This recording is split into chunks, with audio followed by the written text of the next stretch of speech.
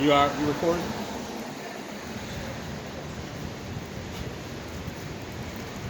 You're fine. We want to tell you we're the Hebrew Israelites. We're going to come to you week in and week out to prophesy the downfall of America and also the rise of the children of Israel. But first we want to give all praises to Yahweh, Mahashem, Yahweh Shai, Mahashem, Rakar Kadash, and double honors to the apostles and elders of Great Millstone who rule well. We are not members of Great Millstone, but we teach what they have taught us. Right. Okay, we're still learning from those brothers, and we want to give shalom to send a shalom to the Ak and the Akwaf that are listening and learning. So today I'm going to read from the Zondervan Compact Dictionary. Okay, because we're going to get into the nation of Edom today. I haven't really got that. That's interesting. Let's go right up to it. I'm going to read from the Zondervan Compact Dictionary so we can get a little bit of understanding of what we're talking about here. Under the title of Edom are Edomites, the nation are Edomites, meaning red. The nation and its people who were the descendants of Esau. He founded the country, so his name is equated with Edom. The country was also called Seir or Mount Seir, which was the name of the territory in which the Edomites lived. We want to get Genesis, the 25th chapter. Go right to the first red herring. The kingdom of Edom was founded during the 13th century BC, according to archaeological evidence. In the process of about 4 centuries, the government of Edom changed from one under tribal chiefs to a monarchy. Saul fought against the Edomites, but David conquered them and put garrisons throughout. Damn, it wasn't this way the last week. David conquered them and put garrisons throughout the whole land. Judah lost Edom in the reign of Jehoram, when she revolted against him about 847 BC. You know, I'm going to jump down a bit so I don't have to get into that history. If you want to find out more, you can read the Zondervan Compact Dictionary, get this information. But I'll start reading down a little further, where the Assyrians came in contact with Edom as early as the 7th century BC, when her king began to penetrate as far south as Palestine.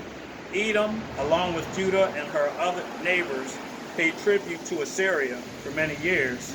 She is mentioned many times in the inscription of the kings of Assyria, beginning with Adad Nerai the third, 800 BC. Edom figures prominently in the prophetic scriptures as the scene of great future judgment. See notably Isaiah 34 and 5, and Isaiah the 6th chapter, Isaiah 63 and 1, or the Salakia, the 6th verse, Isaiah 63 and 1. She is the only neighbor of the Israelites who was not given any promise of mercy from Yahweh. The only neighbor of the Israelites not given any mercy from Yahweh. And that means today the nation of Edom is not going to be shown any mercy. Okay? You want to read that for me? Con. Genesis 25, and I'll start at 22.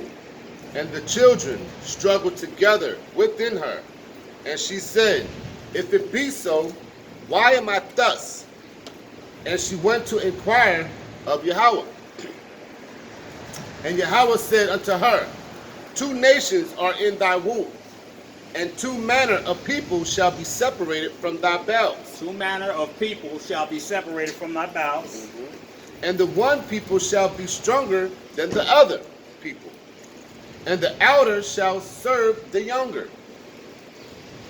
Verse 24. And when her days to be delivered were fulfilled, behold, there were twins in her womb. She had twins in her womb. She had two children, two nations of people. Okay? And we know who those nations of people are. They are the children of Judah. Okay? The children of Jacob are Israel, which is the 12 tribes of Israel, and the nation of Edom. Okay? Verse 25. And the first came out red, all over, like an hairy garment, and they called his name Esau. And after that came his brother out, and his hand took hold on Esau's heel, and his name was called Jacob. Jacob, I just mentioned those two. And his name was called Jacob. And Isaac was 80 years old when she bare them. That's pretty much it, brother. All right. Okay, I'm going to go to Genesis, the 27th chapter. Read it 34. And when Esau heard the words of his father, he cried, because Jacob was given a blessing. I'm going to tell you why Esau became so upset with his brother Jacob. All right? And when Esau heard the words of his father, he cried with a great and exceeding bitter cry, and said unto his father, Bless me, even me also, O father. Because he was asking for the blessing that he gave to Jacob. And that's what Jacob, Yahweh means supplanter. All right? Because he supplanted, basically supplanted Esau when Esau asked for the red pottage for his blessing. Okay? So we're going to find out what blessing Esau ended up getting.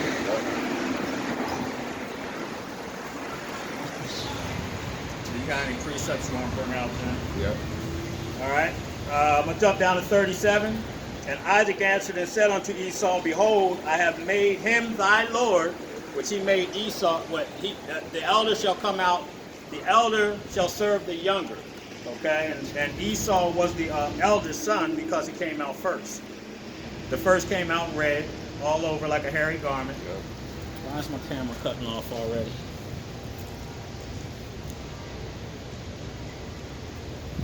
I don't like that. I just changed this chip on there. Saying the storage is full. Yeah. Oh, you gotta be kidding. Come on, man.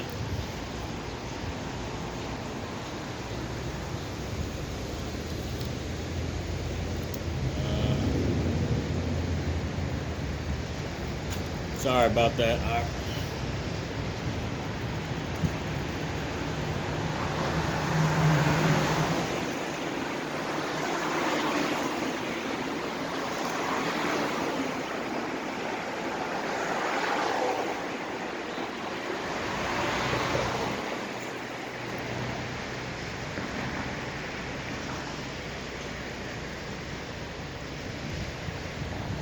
I got a 256 gig chip in this joint, and it's telling me it ain't.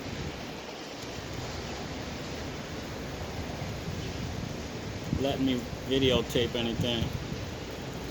God damn it. It's all good. I got it, bro. You want just, yeah, we'll go off of yours. I'll just have to get on your thing and record it. All right. Verse 38. And Esau said unto his father, Hast thou but one blessing, my father? Bless me, even me also, O my father. And Esau lifted up his voice and wept. Okay, so Esau was bitter, man, because he had lost his blessing. Because he was vile, man. He ate the raw pottage and gave up his blessing for it, man. And he's not worthy of a blessing. You know, why would you be worthy of a blessing if you sold it for some raw meat? Okay? That shows you Esau don't have any patience. Yep. No patience at all you had to do was fast. Yeah. You know what I'm saying? Yep. All you had to do was fast, but he wanted it right there and then. I got that for you. Go ahead. Genesis 25 and 30. And Esau said to Jacob, feed me. Yeah. I start at 29. Yeah. And Jacob said, side pottage, and Esau came from the field, and he was faint. And Esau said to Jacob, feed me, I pray thee, with the same red pottage, for I am faint. Therefore was his name called Edom. All right. Red. That's right. And Jacob, verse 31. And Jacob said, sell me this day thy birthright. And Esau said, behold, I am at the point to die. And what profit shall this birthright do to me? And Jacob said, swear to me this day. And he sware unto him, and he sold his birthright unto Jacob. Verse 34, then Jacob gave Esau bread and pottage of lentils, and he did eat and drink, and rose up and went his way. Thus Esau despised his birthright. So that's the so like the brother said, Esau was impatient. Yep. You know? The man should have just fasted. That's what we do these days, you know what I mean? When certain holy days come around, we do a fast. Yep. And the reason why we do those fasts is because we know that there's a day coming that we're going to have to go without food, or we're going to have to do something that we're going to regret. You know? You got anything else on that? That was it, brother. All right, Genesis 27:39. And Isaac, his father, answered and said unto him, behold, thy dwelling shall be the fatness of the earth, and the dew of heaven from above, and by thy sword shalt thou live. And what nation on this earth, since the Greeks and the Romans has used the sword to get what they wanted on this earth?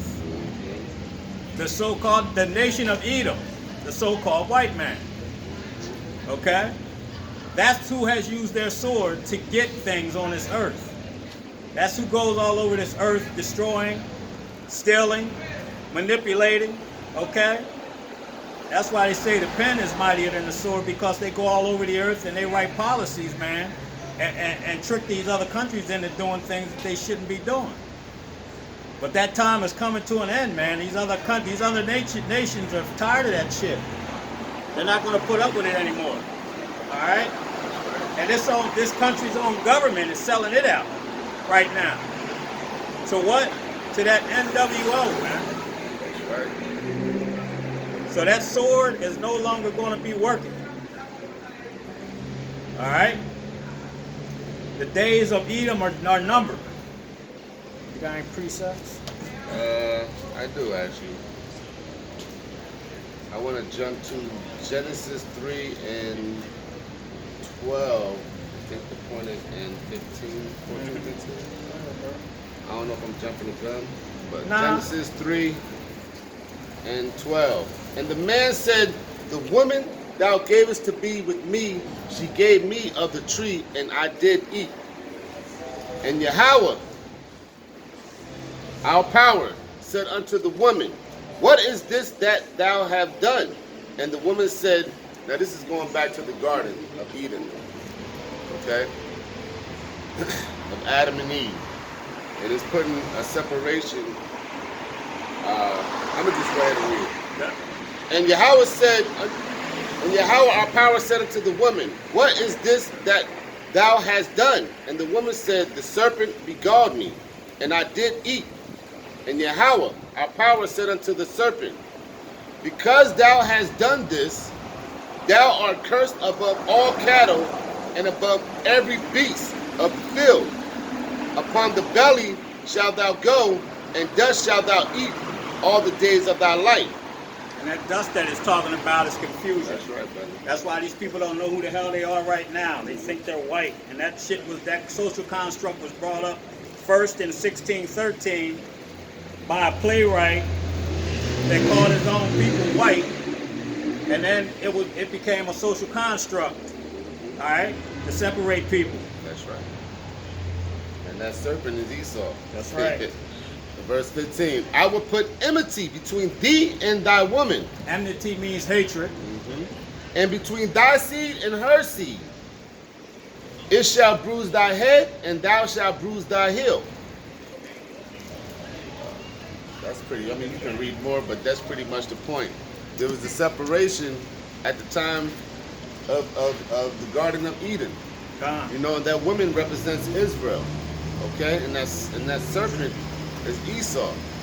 And that's how you get Cain and Abel. Yep. That's the seed line. Yep. And that's separation, that hatred, that enmity. And you got Jacob and Esau. That's the seed line. And that's separation and hatred. Okay? So when it talks about those two, that the serpent and the woman's seed shall have enmity, that's that same enmity that we're having to this day. Yep. Okay? And you people don't see that. And you're not going to see it because the wicked shall not understand. That's right. Okay? And look at the black woman today. She runs right to Esau. Run right to Esau. Okay? We'll go to...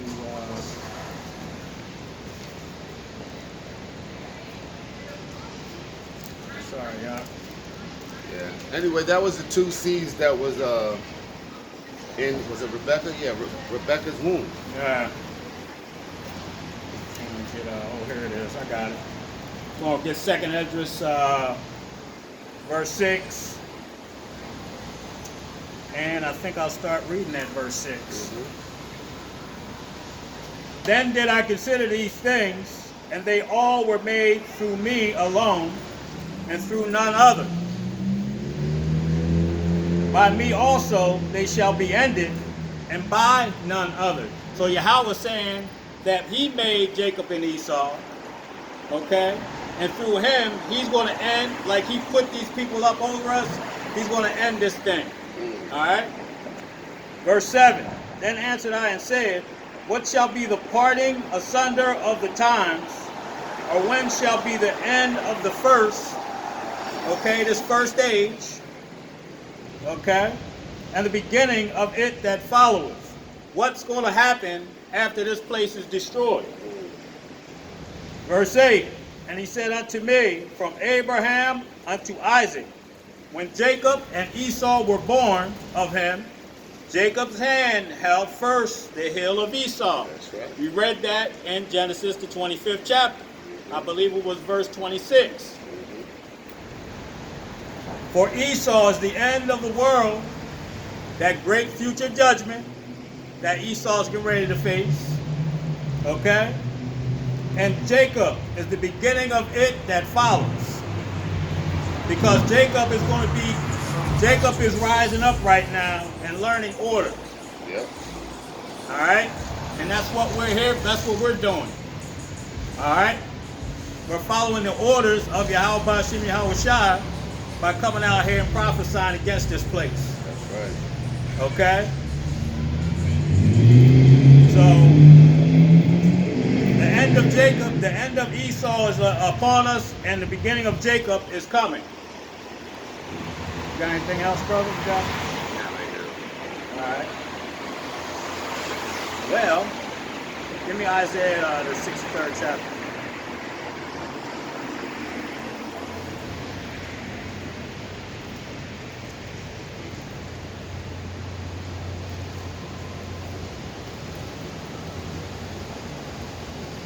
Isaiah, the 63rd chapter. Because Yahweh Shai is going to be let loose by his father to come down here and destroy this place. Namely, the nation of Edom. Okay? So we start at the top. Yes, sir. Isaiah 63:1. Who is this that cometh from Edom? Nation of Edom. Who is this that cometh from Edom? With dyed garments from Basra. And Basra is right there in That's a port city in Jerusalem. A port city in Israel, I believe. Yeah, it was a chief house chief house of, I can't think of the word, but it's basically Edom. Yeah, it's one of the business centers of Esau. Okay. Like a city in Edom or something like that. Still out there, bro. Yeah, I got you. I'm sorry, I said that wrong. It's a lot of Isaiah 63:1. Who is this that cometh from Edom with dyed garments from Basra? That is glorious in his apparel, Yahushua, traveling in the greatness of his strength, the chariots that the people call ignorantly UFOs, that speak in righteousness, mighty to save. he to be a savior. Wherefore art thou red in thine apparel, and thy Go ahead, brother. and thy garments like him that treadeth in the wine fat. I'm gonna read that over. Isaiah 63:2. Wherefore art thou red in thine apparel? He was red in his apparel because he was stomping the grapes, but we're going to get that next. And thy garments like him that treadeth in the wine fat. I have trodden the winepress alone, and of the people there was none with me. For I would tread them in my anger. So Yahushua is coming to tread the grapes, which he's using grapes as a metaphor of people. Okay? So he's going to tread on these people in his anger. All right? And that's why he's going to it's going to look like his garment. He's been stomping on grapes all day because his garment's going to have so much blood on it. And that's metaphorically speaking. But he's going to put some work in, but you people are getting ready to get some work done to you, man. For I will tread them in my anger and trample them in my fury, and their blood shall be sprinkled upon the garments. What I just said. And I will stain all my raiment. So Yahushua is talking about stomping people out, man. Literally and figuratively. All right?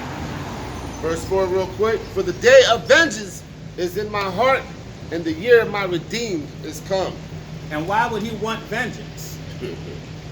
Because he who still, matter of fact, Job 18:16, his roots shall be dried up beneath, and above shall his branch be cut off. His remembrance shall perish from the earth, and he shall have no name in the street. He shall be driven from light into darkness and chased out of the world. So Esau's getting ready to get stomped out of this world because of all the wickedness that he's done. That's right. Okay? And Yahushua is going to come to do that. And you people don't have a clue, man. You got some more? Oh, there's plenty on that. That's Isaiah 63rd chapter. Yep. Isaiah 63:5. And I looked, and there was none to help, and I wondered that there was none to uphold. Therefore my own arm brought salvation unto me. That arm is Yahushua. Huh? And my fury, it upheld me. And I would tread down the people in my anger and make them drunk in my fury. I would bring down their strength to the earth. Yeah, I mean, you can read the whole chapter really, but I mean, I think we made the point. Made the point, yeah. Nah, that's the point. That's the point. So Yahushua is coming to take this nation down and the other nations. What is that scripture? Daniel's. Book of Daniel's.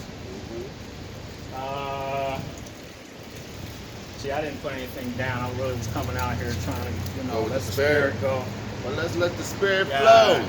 Well, let me get Job, Daniel's. Out of fact, it's right there, Daniel 79. Yep. But I'm going to read Job 28. Okay, because of what the Isaiah 63rd chapter just talked about, man. Why is Yahushua doing this? Job 28:13. This is the portion of a wicked man with Yahweh, and the heritage of oppressors. Who have they oppressed? Everyone. The nation of Edom has oppressed everyone, not just the children of Israel, but them mainly. Okay? But they have oppressed and pretty much put everybody on this earth under their thumb, under their rulership. Okay? Outside of a few nations that you can count with 2 or 3 fingers. All right? Verse 13. This is the portion of a wicked man with Yahweh, and the heritage of oppressors, which they shall receive of the Almighty. If his children be multiplied, it is for the sword. Okay? And his offspring shall not be satisfied with bread. Those that remain of him shall be buried in death, and his widows shall not weep.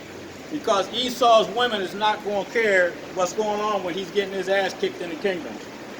Okay? She's not going to care.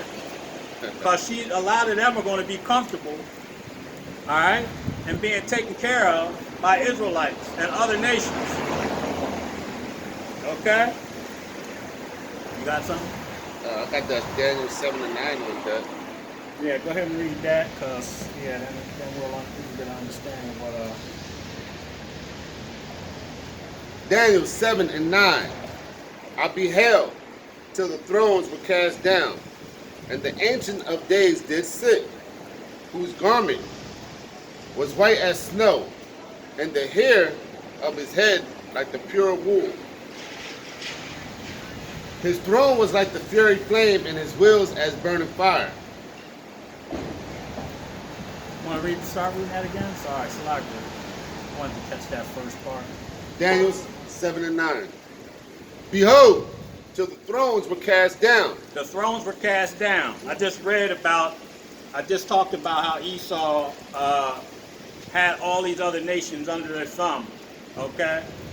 But all of these thrones, those are the thrones, man, that are going to be cast down. All these other nations, all these people in the United Nations. Those are the thrones that are going to be cast down by Yahweh, by Hashem Yahweh Shah. All right? You got any more? You want to read a little more of that? Daniel 7 and 9. I beheld till the thrones were cast down, and the Ancient of Days did sit, whose garment was white as snow, and the hair of his head like the pure wool. His throne was like the fiery flame, the fiery flame, and his wheels as burning fire. And that's a description of Yahweh, the Heavenly Father, okay? Which the description that they've been portraying is not that. All right? And those thrones that are going to get cast down are these other nations. Starting with the nation of Edom. Got Obadiah on that. Yeah, you want to start reading that? Obadiah 1 and 1. The vision of Obadiah, thus says Yahweh our power, concerning Edom. We have heard